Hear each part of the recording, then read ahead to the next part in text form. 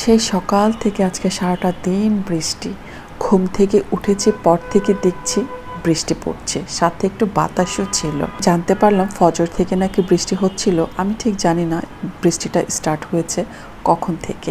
আজকে 2-3 দিন ধরে একটা ভিডিও আমার কাছে বারবার আসছে, বৃষ্টির পানি হাত ভিজিয়ে একটি দোয়া যদি 3 বার তোমরা পড়ো তাহলে মনের সমস্ত আশা নাকি পূরণ হয়। তাই আমিও আজকে সেটা করে নিলাম।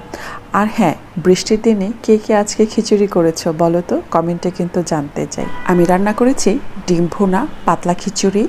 আর হ্যাঁ, কার কার পাতলা খিচুড়ি পছন্দ বলো তো। আমাদের ঢাকার মধ্যে তো ঈদের দিন আর বৃষ্টির দিনে পাতলা খিচুড়ি না হলে হয়ই না। আর সাথে আছে গরুর মাংস আলু দিয়ে, আর চাপা শুটকি কাঁচামরিচ দিয়ে ভর্তা করেছি।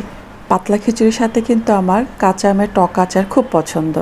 আমি জানি না আমার মতো তোমরা কে কে আছো যে কিনা পাতলা খিচুড়ির সাথে বা পোলাওর সাথে টক আচারটা নিয়ে থাকো। আমার মনে হয় টক আচারের সাথে পোলাও বা পাতলা খিচুড়ি খেলে স্বাদটা আরও দ্বিগুণ বেড়ে যায়। যাই হোক, আমার মিনি ব্লগগুলো কেমন হচ্ছে বা কেমন হয়েছে অবশ্যই কিন্তু কমেন্টে জানাবা। আজ এখানে রাখছি, আল্লাহ হাফেজ।